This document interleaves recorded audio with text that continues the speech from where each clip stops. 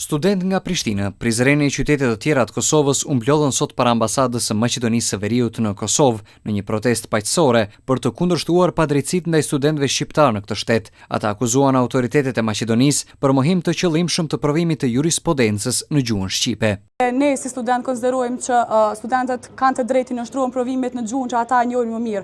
Asnjë student nuk është më pak profesionist, asnjë jurist nuk është më pak profesionist nëse i nështrohet provimet në gjuhën që ai e njeh më mirë. Një shtet është edhe më i fortë kur respekton të drejtat e atyre që kërkojnë barazi, dinjitet dhe përfaqësim. E mbështjell me flamurin e UÇK-s, studentja Djellza Perteshi kërkoi respektim të drejtave gjuhësore akademike të studentëve shqiptar në Maqedoninë e Veriut. Gjuha shqipe nuk është privilegj, është e drejtë e gjithë secilit.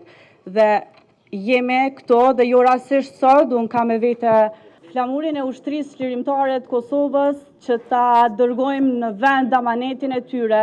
Studentët e Kosovës thanë se shumë mësues e figura të rëndësishme kanë dhënë jetën për të drejtat e arsimit dhe ngritjet akademike të shqiptarëve, andaj një diskriminim i tillë nuk do të lejohet. Ne sot përmbrojmë gjuhën tonë, gjuhën shqipe, gjuhën për cilën e ka dhënë jetën Ismet Jashari e Mujdin Aliu, gjuhën për cilën kemi luftuar në shumë shekuj. Për këtë gjuhë janë vrarë mësues, e janë ndalu shumë libra, e janë burgos mësuesit tonë, andaj ne sot nuk kërkojmë asgjë më shumë, vetëm se testi të bëhet në gjuhën tonë, gjuhën shqipe.